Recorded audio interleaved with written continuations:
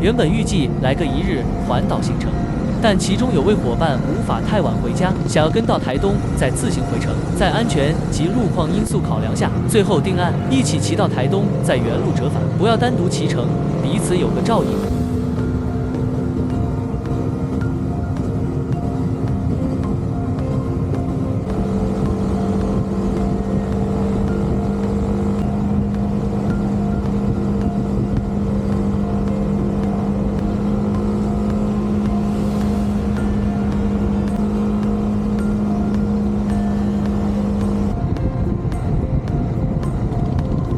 这里要注意的是，下交流道最先遇到的是休息站的出口，需要回转由入口进入。别贪图方便，造成危险。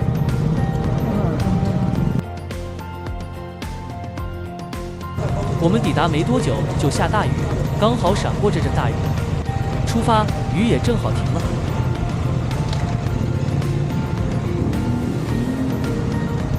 上快速道路没多久后，发现油量吃紧，安全起见还是先下来加油，毕竟在快速道路上顾路可不是开玩笑的。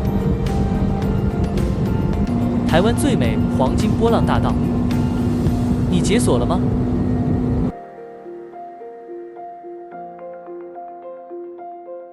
伙食不错。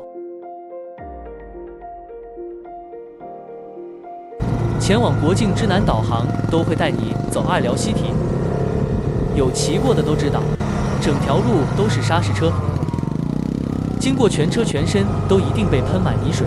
骑车旅行最好避开这路段，或是像我们一样走堤顶。行经路口虽然有人员管制，但一样要注意。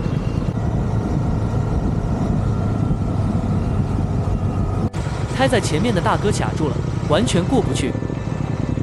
路宽才剩这点距离，那台车子半边轮子是在草坡上开进去的。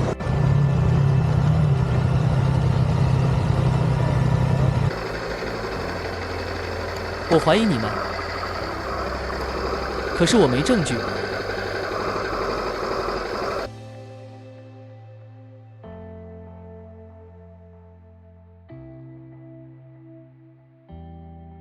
走下去好累呀，天气太热，大家都没胃口。路旁吃个冰，小憩片刻。出发前将上半身打湿，目的是降温，让身体不至于太热导致中暑。虽然效果无法很持久。降温了，肚子也饿了，午餐吃阿星生鱼片，叫了几样热炒跟生鱼片。肚子饿了就不拍照了。经过这，让我想起了2024年2级点切地瓜环岛，一段很难忘的回忆。之前来过的卢米咖啡店，餐点与氛围都很不错。龙潭公园一路往风吹沙的海岸线，骑着车感受着风，远眺那一片湛蓝的海，辽阔的天。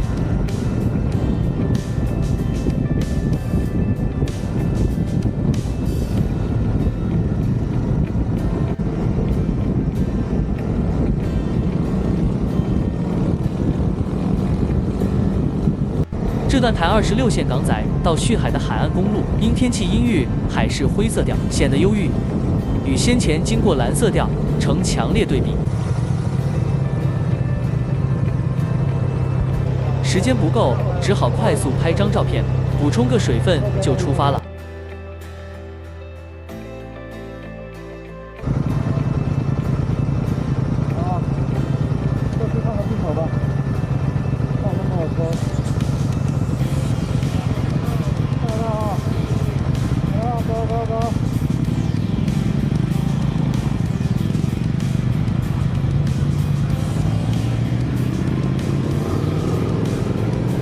走捷径199县道往旭海草原方向，大岔路要左转，不然就真的到旭海草原去了。不要问我怎么知道的，呵呵。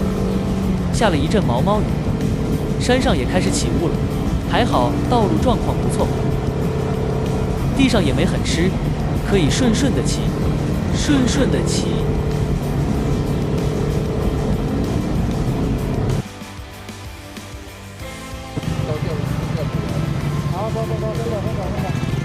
看来此行就到台东边界就极限了，不然到家就凌晨了。就没有下次了。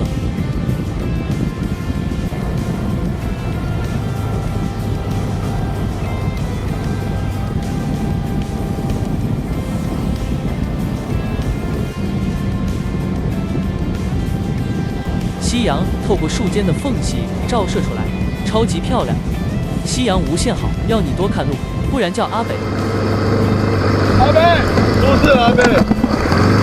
阿北，出事阿北！